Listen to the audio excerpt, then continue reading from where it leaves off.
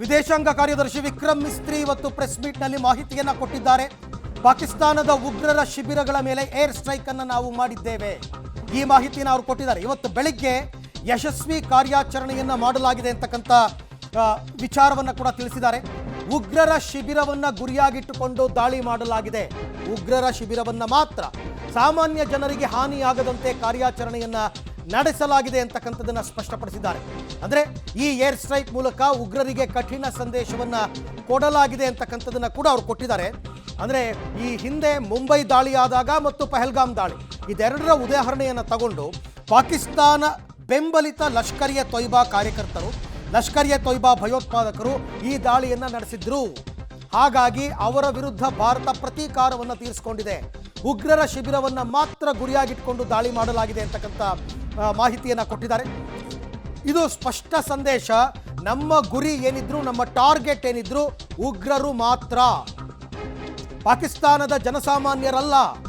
ಆ ರೀತಿ ಮಾಡೋದಾಗಿದ್ರೆ ಎಲ್ಲಿ ಬೇಕಾದರೂ ಕೂಡ ನಾವು ದಾಳಿಯನ್ನು ಮಾಡ್ಬೋದಾಗಿತ್ತು.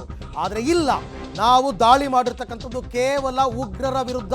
ನಾಳೆ ದಿವಸ ವಿಶ್ವಸಂಸ್ಥೆಯ ಮುಂದೆ, ಅಮೆರಿಕದ ಮುಂದೆ, ರಷ್ಯಾದ ಮುಂದೆ ಇದನ್ನು ಕ್ಲೈಮ್ ಮಾಡ್ಬೋದು ಭಾರತ, ನಾವು ಭಯೋತ್ಪಾದಕರ ವಿರುದ್ಧ ಹೋರಾಡಿದ್ದೇವೆ ಅಂತ.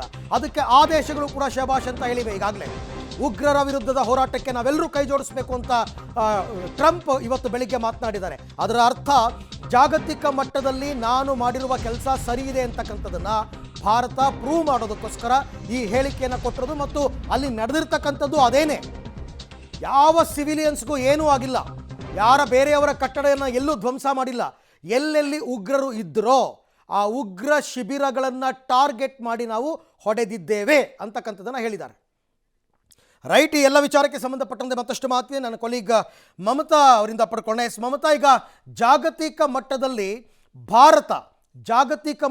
ಭಾರತ ಭಯೋತ್ಪಾದನೆಯ ವಿರುದ್ಧದ ಹೋರಾಟ ಮಾತ್ರ ಇದು, ನಮ್ಮ ಟಾರ್ಗೆಟ್ ಪಾಕಿಸ್ತಾನದ ಜನಸಾಮಾನ್ಯರು ಅಲ್ಲ ಅಂತಕ್ಕಂಥದ್ದನ್ನು ಕ್ಲೈಮ್ ಮಾಡುವಂತಹ ವಿಚಾರ, ಮತ್ತು ಅಲ್ಲಿ ನಡೆದಿರೋದು ಕೂಡ ಅದೇ ಅಂತ.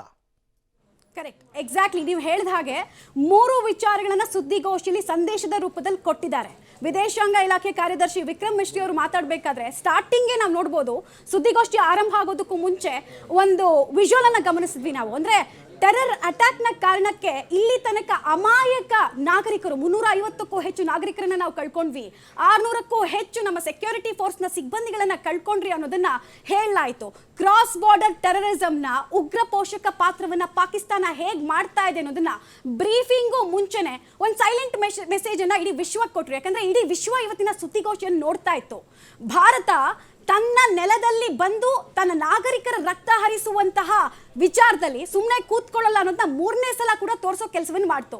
ಎಲ್ರಿಗೂ ಒಂದು ಕುತೂಹಲ ಇತ್ತು, ಯಾವ್ಯಾವ ಮಿಸೈಲ್ಸ್ ಅನ್ನ ಯೂಸ್ ಮಾಡಿದ್ದಾರೆ ಮತ್ತು ಈ ದಾಳಿಯ ಸ್ವರೂಪ, ಆಪರೇಷನ್ ಸಿಂಧೂರ ಏನಿದೆ ಆ ದಾಳಿಯ ಸ್ವರೂಪ ಹೇಗಿರುತ್ತೆ ಅನ್ನೋದರ ವಿವರಣೆ ಕೊಡಬಹುದು ಅನ್ನೋ ಅಂದಾಜಿತ್ತು. ಆದರೆ ಅದರ ಗೌಪ್ಯತೆಯನ್ನ ಹಂಗೆ ಕಾಯ್ದುಕೊಂಡಿದ್ದಾರೆ. ಬಟ್ ಒಂದು ಸ್ಟ್ರಾಂಗ್ ಮೆಸೇಜ್ ಅನ್ನಂತೂ ಕೊಟ್ಟಿದ್ದಾರೆ TRF ವಿಚಾರವಾಗಿ. ರೈಟ್, ನಿಮ್ಮನ್ನು ಮತ್ತೆ ಸಂಪರ್ಕ ಮಾಡ್ತೀನಿ. Okay, right.